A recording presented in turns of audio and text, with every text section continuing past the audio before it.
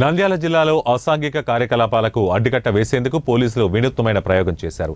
పట్టణ శివారులో open drink పేకాట అడ్డుకట్టకు డ్రోన్లతో పోలీసులు ఉపయోగించారు. ఎస్పీ అదిరాజ్ సింగ్ ఆదేశాలతో మేరకు డ్రోన్ల సహాయంతో పోలీసులు నిఘా ఏర్పాటు చేశారు. దీంతో భారీగా ఓపెన్ డ్రింక్ కేసులు నమోదయ్యాయి.